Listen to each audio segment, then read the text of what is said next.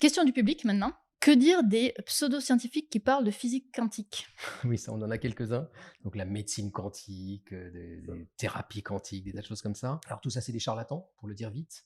La question qui me semble intéressante, c'est comment réagir à ça. Donc tu as plusieurs contextes. L'un d'entre eux, c'est le contexte de conférences grand public, où au moment des questions, ces gens-là vont poser des questions, ou même du public naïf, qui n'est pas nécessairement, voilà, mais qui est dans ces pratiques-là. Également, on a beaucoup de questions, nous, sur l'homéopathie.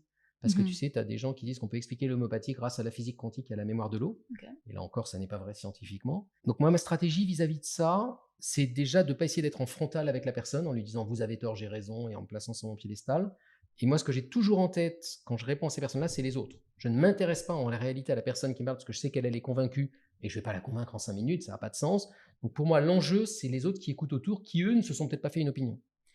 Et ma stratégie en général, j'essaye de ne pas aller dans mon penchant naturel qui va être d'essayer d'être docte et de dire mais non, c'est n'importe quoi, c'est d'essayer de parler de méthode scientifique. Donc plutôt que de dire tout de suite mais non, c'est n'importe quoi, de dire bah voilà, c'est une bonne question. Si on veut la traiter du point de vue des sciences, comment on va s'y prendre? Donc essayer de faire un petit cours très rapide sur c'est quoi la méthode scientifique, c'est quoi le scepticisme, c'est quoi la méthode expérimentale et autres. Et puis à la fin, revenir au cas que la personne a posé en disant bah, en l'occurrence, dans votre cas, si on le fait avec la méthode scientifique, voilà tel et tel exemple de telle manip qui a été fait qui montre que non, ce que vous dites est faux. Et après, toujours finir en disant mais vous avez complètement le droit d'y croire, tant que c'est dans le champ des croyances, et donc réexpliquer aux gens la distinction entre croyance et science. Et de dire aux gens, si vous êtes dans le champ de la croyance, que vous pensez qu'un homéopathe, ça vous écoute bien, ça répond et que ça a l'air de marcher sur vous, moi j'en suis ravi et j'ai rien contre. C'est si l'homéopathe va appeler le champ des sciences exactes pour justifier de ses pratiques que là j'ai un problème. Et donc j'essaye plutôt de montrer cette frontière-là aux gens, de dire, moi je suis incompétent pour juger de vos croyances, mais ne venez pas utiliser la physique quantique pour argumenter que ce que vous dites est vrai, parce que là je ne vais pas être content. Et après, s'il y a le temps, j'essaie de développer un ou des arguments scientifiques pour expliquer. Donc là, on peut dire quand même aux gens qui s'intéresseraient à ça ici que toutes les questions de conscience quantique, d'intrication quantique avec l'univers et autres, c'est n'importe quoi parce que en réalité, les phénomènes quantiques s'écroulent très vite dès qu'il y a beaucoup de particules ou dès qu'il fait chaud. Donc un corps humain, c'est mal foutu, parce qu'il fait 37 degrés, on a des milliards de particules, et donc tous les effets quantiques à grande échelle s'arrêtent instantanément. À petite échelle, ils sont là, dans toutes nos molécules, mais à grande échelle, ils s'arrêtent. Et donc après, moi, je peux essayer d'expliquer pourquoi, en tant que scientifique, je considère que tel effet est faux. Le truc un petit peu vicieux avec la physique quantique, je ne sais pas si toi tu as rencontré ça dans d'autres champs, c'est la terminologie. C'est-à-dire qu'en fait, ce que font les gens, c'est un peu plus subtil que ça. Dans le woo quantique, par exemple, je pense à Deepak Chopra, qui est un des grands spécialistes de ça, il va utiliser tous les termes de la quantique pour parler en fait d'autre chose.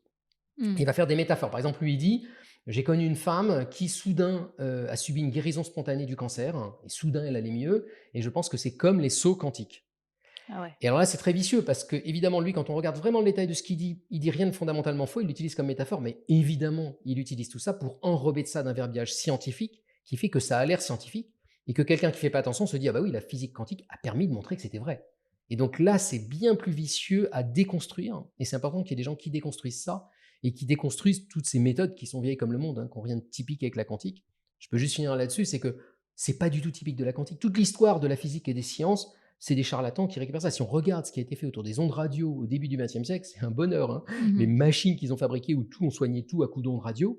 Et là encore, c'était utiliser ce qui semblait étrange à l'époque du point de vue scientifique, juste parce que c'était récent et moderne, pour abuser le grand public. Ce que je trouve fou avec la quantique, c'est que j'avais googlé quantique pour une formation que je donnais à des étudiants de quantique. Et en fait, c'est qu'il y a quasiment plus de contenu sur ces pseudosciences plutôt que sur la vraie physique. Et ça, je ne l'ai pas vu souvent dans les sujets que je googlise. Et donc, c'est d'où l'enjeu de produire encore plus de contenu de vulgarisation qui soit vu, donc référencé dans Google, pour surpasser ces choses-là qui parlent de pseudosciences. Et là, ça reboucle peut-être avec ta toute première question, qui est la question de comment on vulgarise. On vulgarise en montrant, en visualisant, et il se trouve que là, pour le coup, toutes les pseudosciences, ils sont très bons pour nous faire des images invraisemblables avec des dégradés, des machins, des trucs et tous les faux symboles de science. Et donc, aller se mettre aussi dans la question du visuel avec la physique quantique et pas se contenter d'expliquer les choses avec des équations ou avec des courbes, c'est important pour aller parasiter ce monde-là et aller y remettre de l'image de science. Parce que eux jouent très bien avec les codes de l'image. Connaît-il Nassim Haramein et sa théorie des champs unifiés? Ouais, non, mais là, non, quoi. Le peu que j'en connais, c'est bullshit total, quoi. Là, je veux dire, je n'ai pas été assisté à ces séminaires, hein, mais le peu que j'ai vu sur Internet, alors là, pour moi, c'est vraiment intérêt zéro, quoi. Alors, je dis intérêt zéro, j'ai juste développé un peu. Alors, comme en même temps, je ne le connais pas très bien, je ne veux pas l'enfoncer par courtoisie, mais je vais dire pourquoi. Parce que vous avez bien compris que je ne suis pas un adepte du tout scientifique. C'est-à-dire que moi, je pense que les modes de pensée, même je ne suis pas croyant, mais même la pensée religieuse, je respecte énormément ça. La pensée artistique, évidemment, poétique, évidemment, même mythologique. Je trouve ça magnifique, moi, les mythes. Même les gens un peu mystiques, le magique, le miraculeux, tout ça, je tolère très bien. Mais ce qui m'agace, c'est les mélanges artificiels où on fait passer pour scientifique ce qui ne l'est pas du tout, en fait. Moi, ma compréhension, c'est que ce mec-là, il dit n'importe quoi et il le fait passer pour de la science. Ça me plaît pas. Bam! Non, mais le but, c'est pas d'être méchant. Je dis ce que je pense. De toute façon, je crois qu'il vit très bien. Je pense qu'il est beaucoup plus riche que moi. Il a plein de followers et d'adeptes. Je lui veux pas de mal. Il a même pas l'air méchant, ce gars-là. Je lui veux pas de mal. Mais intellectuellement, pour moi, c'est nul. La théorie des champs unifiés, Nassim Haramein, ça vous parle Ouais, je connais le nom, mais je ne l'ai pas étudié, non. Non. Mais bon, il y a beaucoup de choses qui se prétendent unifiées, si vous voulez. C'est la question de la théorie du tout. Une théorie du tout, c'est pas une théorie de tout.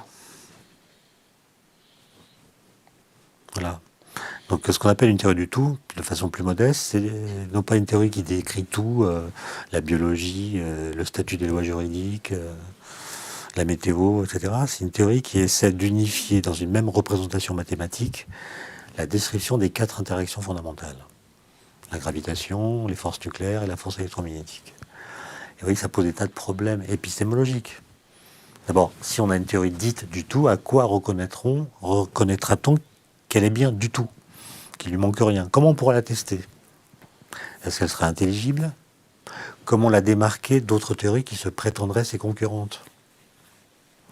Est-on sûr qu'elle est complète? N'a-t-on rien oublié? Comment la tester? Etc.